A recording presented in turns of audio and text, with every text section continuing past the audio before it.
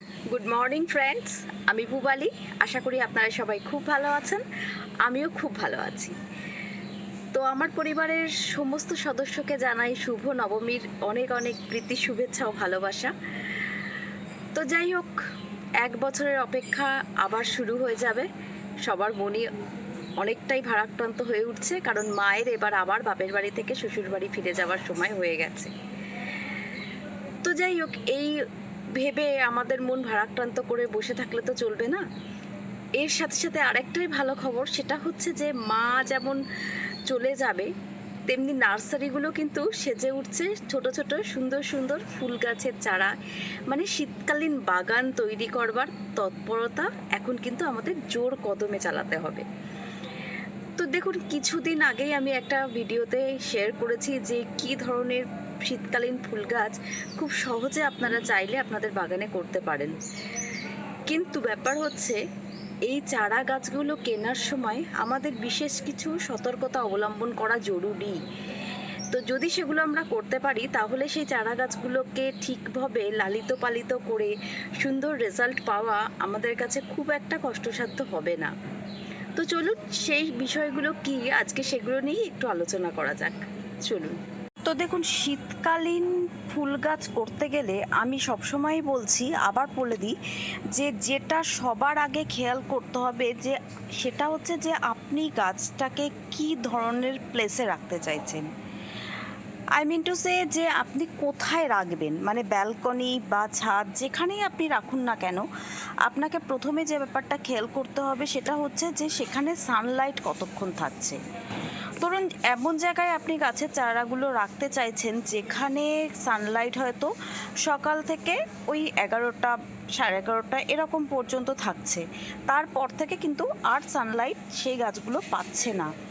তো সেক্ষেত্রে সেই ধরনের গাছ আমাদের আনতে হবে, কারণ শীতকালীন গাছের প্রধান কন্ডিশন হচ্ছে সানলাইট। উইদাউট সানলাইটে শীতকালীন কোনো গাছই ঠিকভাবে করা সম্ভব নয়। তো এই একটা ব্যাপার আছে। আবার ধরুন, এই যে আমার মতো যারা খোলা ছাদে একদম মোটামুটি 5-6 ঘন্টা হেসে খেলে সানলাইট পাবে এরকম জায়গায় গাছ রাখতে চাইছেন, তাদের ক্ষেত্রে কিন্তু প্রায় 98% গাছ আছে যেগুলো আপনারা অনায়াসে করতে পারবেন, সেরকম কোনো প্রবলেম হবে না। তো তাহলে যারা কম সানলাইটে গাছ রাখছেন তারা মোটামুটি কী ধরনের গাছ করবেন সেটা বলি। যে দেখুন, এক্ষেত্রে আপনারা পিটুনিয়া করতে পারেন, প্যানজি করতে পারেন। এগুলো কিন্তু খুব বেশি সানলাইট এগুলোর জন্য দরকার হয় না। এছাড়াও নার্সারিতে গিয়ে একটু জিজ্ঞেস করে নেবেন, ওরাই আপনাকে সুন্দরভাবে গাইড করে দিতে পারবে যে কী ধরনের গাছ একটু কম সানলাইট থাকলেও সুন্দরভাবে হবে শীতকালে। তবে আমি বারবারই বলছি, উইদাউট সানলাইটে কিন্তু শীতকালীন কোনো কাজ করাই সম্ভব নয়। Sunlight must. এটা গেল 1 নম্বর ব্যাপার। 2 নম্বর যেটা, যে যখন আপনারা গাছের চারাগুলো কিনবেন, তো সেক্ষেত্রে আপনারা এটা খেয়াল রাখবেন যে চারাগুলো যে থামপটে থাকছে, থামপটগুলো একবার ভালো করে নোটিস করবেন। উল্টে দেখবেন যে পেছন দিয়ে শিকড়গুলো বেরিয়ে গেছে কিনা। যেগুলো শিকড় বেরিয়ে গেছে সেই থামপটে চারাগুলো একদম নির্দ্বিধায় চোখ বন্ধ করে কালেক্ট করে নিন, কারণ সেগুলো খুব সুন্দর, সতেজ এবং স্বাস্থ্যবান চারা হবে, যেগুলো আপনারা কিন্তু একটু চেষ্টা করলেই বাঁচিয়ে সুন্দরভাবে গ্রো করাতে পারবেন। হ্যাঁ, যেগুলো শিকড় বেরিয়ে যাচ্ছে না সেগুলো যে গ্রো হবে না সেটা একদমই না, কিন্তু সেগুলোর জন্য একটু টেনশন থাকে। এইগুলোর ক্ষেত্রে সেরকম টেনশন কিন্তু হয় না যেগুলো শিকড় বেরিয়ে গেছে। এটা গেল 2 নম্বর ব্যাপার। 3 নম্বরে যে জিনিসটা খুব জরুরি লক্ষ্য রাখা, সেটা হচ্ছে যে আপনি যে শীতকালীন গাছগুলো করবেন তার জন্য তো আপনাকে কিছু টব রেডি করে রাখতে হবে। তো সেইটাই আপনার কালেকশানে আপাতত কটা টব আছে। ধরুন, আপনার কালেকশানে আপাতত 10টা রয়েছে, কিন্তু আপনার বাড়ি থেকে নার্সারি হয়তো একটু বেশি ডিস্টেন্স, বা সবসময় নানা কাজের চাপে আপনাদের পক্ষে যাওয়াও সম্ভব হয় না। তো সেক্ষেত্রে আপনারা যদি মনে করেন যে 10টা টব রেডি করা আছে, আপাতত 20টা কিনে নিয়ে চলে যাই চারা, আস্তে ধীরে বসিয়ে দেবো, এই ভুলটা করবেন না। তার কারণ কি, ছোট ছোট থামপটে যে চারাগুলো রেডি করা থাকে সেগুলো নিয়ে এসে খুব বেশি দিন কিন্তু বাড়িতে রেখে দেওয়া আমাদের পক্ষে সম্ভব হয় না। তাই চেষ্টা করবেন যে কটা টব আছে ঠিক সেই কটা চারাই কালেক্ট করতে। তারপর আস্তে ধীরে আবার কিছুদিন পরে গিয়ে আবার কিছু কালেক্ট করে নিন টব, যদি রেডি করে নিতে পারেন। তার কারণ কি সেটাও আমি বলছি নেক্সট পয়েন্টে। নেক্সট যে পয়েন্টটা সেটা হচ্ছে যে দেখুন, এই যে গাছগুলো আপনারা বসাবেন তার জন্য একটা সয়েল মিডিয়া তো আপনাকে রেডি করতে হবে।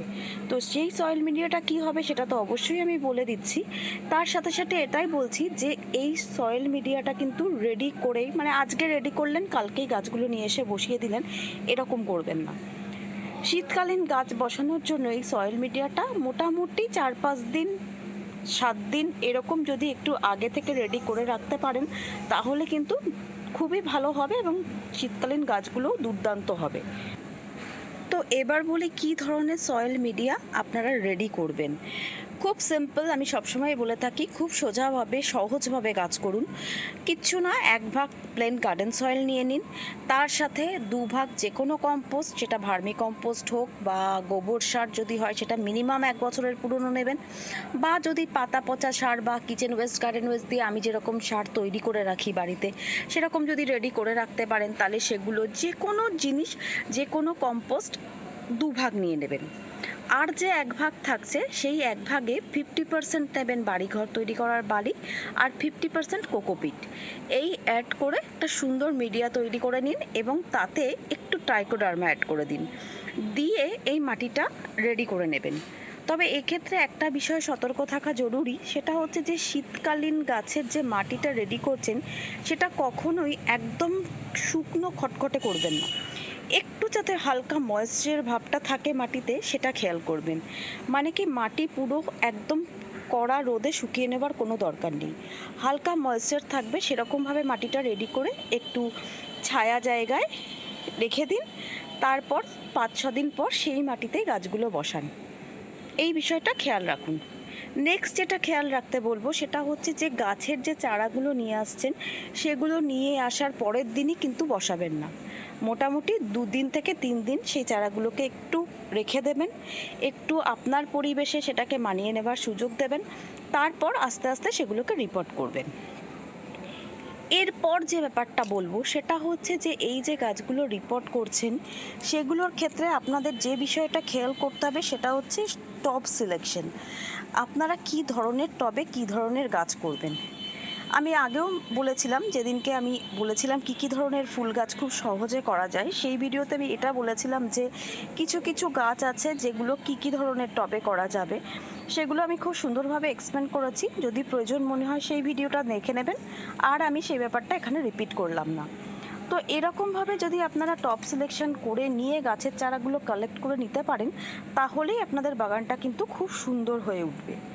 নেক্সট যে ব্যাপারটা বলবো, যে গাছের চারা যখন আনবেন তখন একটু ওদের সাথে আলোচনা করে নিয়ে আনবেন, যাতে কোন চারাগুলো একটু আগে লাগাতে হবে, কোন চারাগুলো একটু পরে লাগাতে হবে। তার কারণ কি, যাতে আমরা চেষ্টা করব যে মোটামুটি যখন ফ্লাওয়ারিংগুলো শুরু হবে সব গাছেরই প্রায় কম বেশি একই টাইমে যাতে হয়, তাহলে বাগানটা দেখতেও খুব সুন্দর লাগে।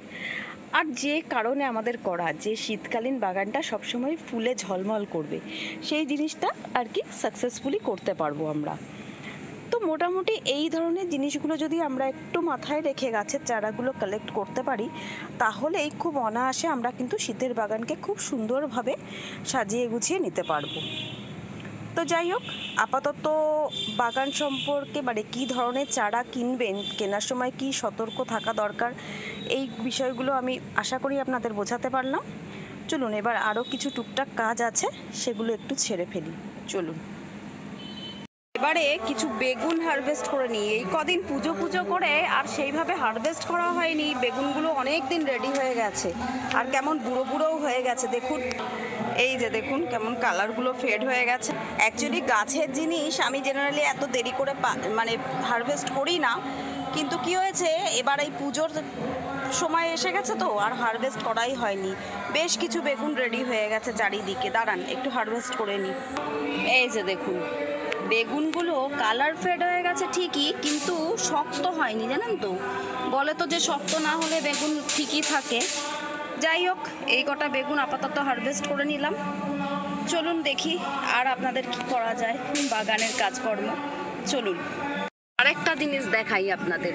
অ্যাকচুয়ালি কি বলুন তো, এই যে সারা দিন পুজোর মধ্যেও ছুটে ছুটে বাগানে এসে এত কাজকর্ম করি, কিন্তু তারপর যখন এই রেজাল্টগুলো পাই না, তাতেই এই কাজকর্ম করার এনার্জি যেন আরও বেড়ে যায়। এই যে কলমি শাকের ফুল হয়েছে, দেখুন কলমি শাকগুলোর চেহারা দেখছেন কি দুর্দান্ত হয়েছে। নিজের থেকেই কিন্তু এদিক ওদিক করে হয়েই যাচ্ছে।